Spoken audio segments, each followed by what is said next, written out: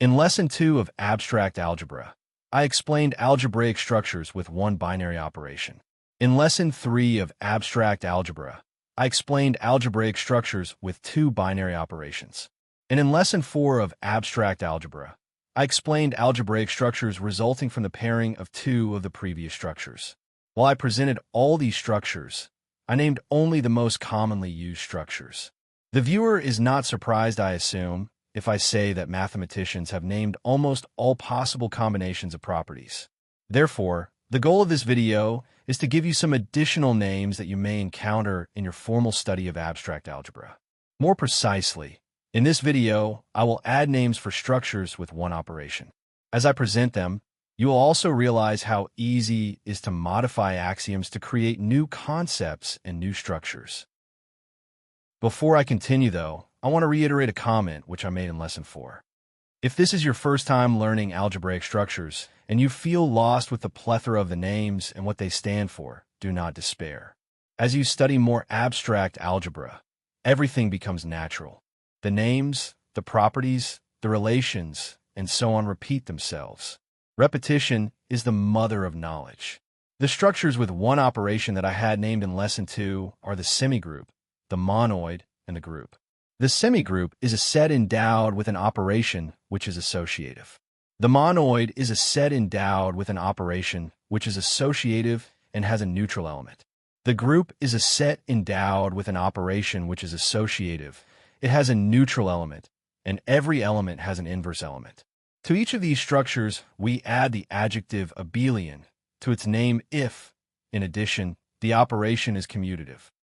Let's make two observations.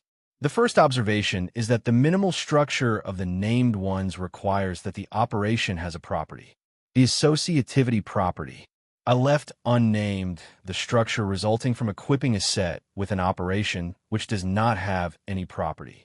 The second observation is that, so far, I have assumed that properties are added in the following order: associativity first, neutral elements second, and inverse elements last. Revisiting Lesson 3, you will realize that this order of adding properties was maintained even when two operations were considered. But what if we wish to add properties in another order? The first observation can be resolved easily. Given a set S, we can equip it with a binary operation star. The resulting structure is the most basic algebraic structure.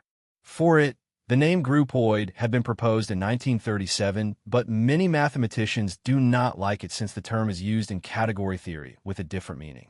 In 1965, the distinguished French mathematician Jean-Pierre Serre proposed the term magma, which is the one that I will adopt.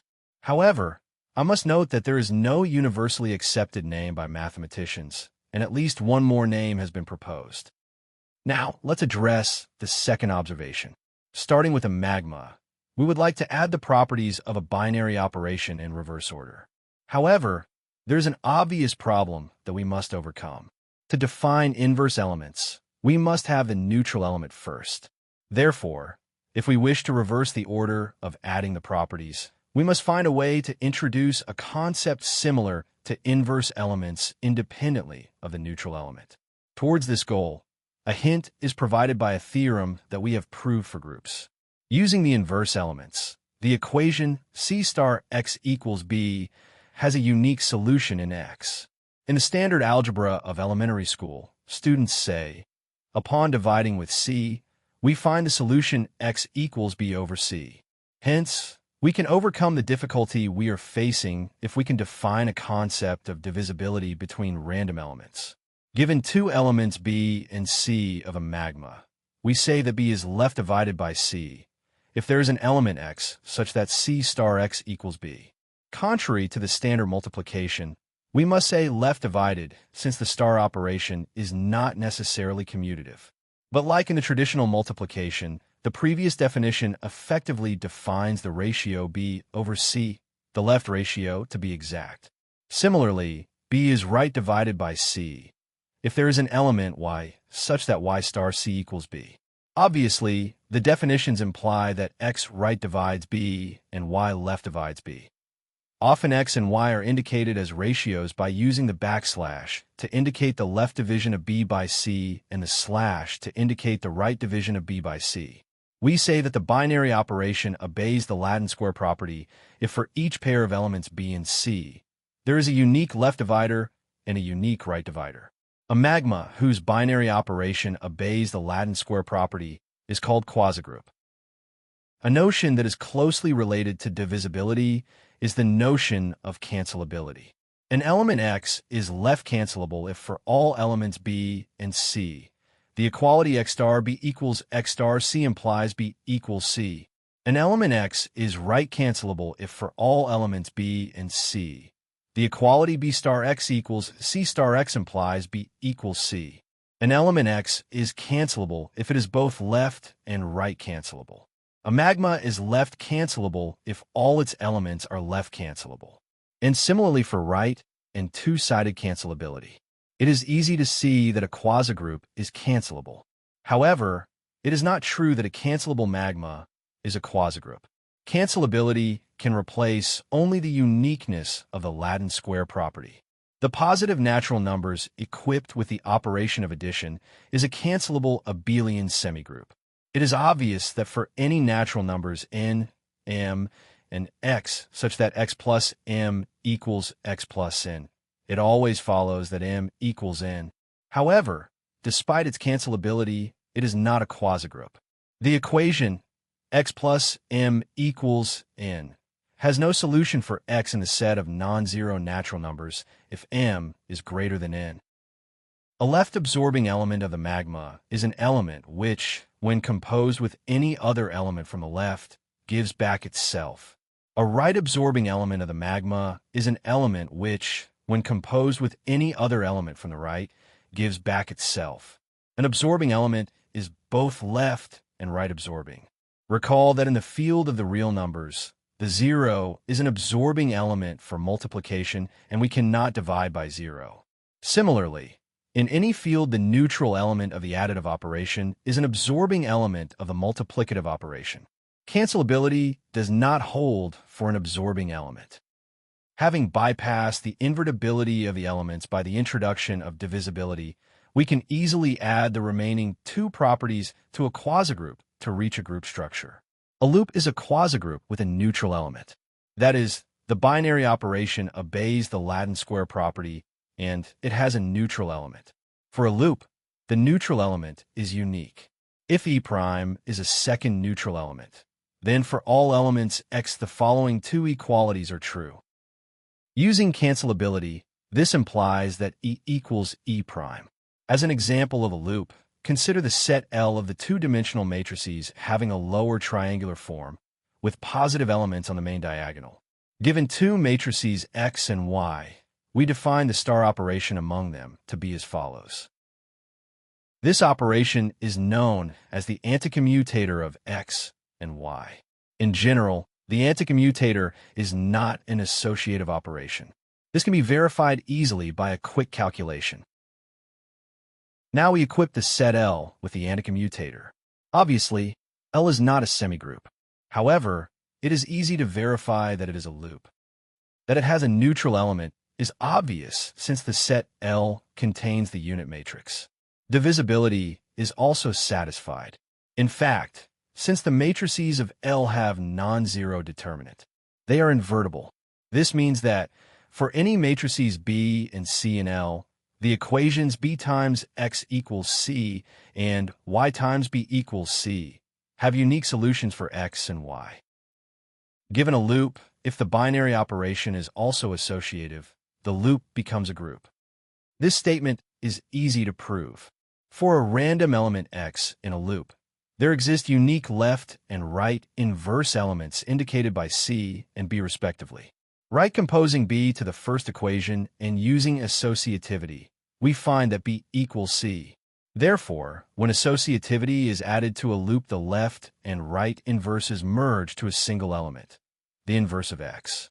We have now two distinct paths to add properties to the binary operation of a magma to reach the structure of a group. And if you wish me to be even more precise, there are various paths to add properties to the binary operation of a magma to promote it to a group. Notice from the diagram that combining divisibility and associativity force the existence of the neutral element. Hence, all divisible semigroups or associative quasigroups are groups. A group has a two-sided neutral element, and every element has a two-sided inverse. Thinking about this, one can easily see that more relaxed structures can be defined, which require only a one-sided neutral and one-sided inverses. Mathematicians call these structures systems. I like better the label chiral systems. The word chiral is an addition of mine. I borrowed it from physics, since it is a term designed to stress the distinction of left versus right. An RR system is a magma whose operation is associative. It has a right neutral element, and every element has a right inverse element. An LL system is a magma whose operation is associative.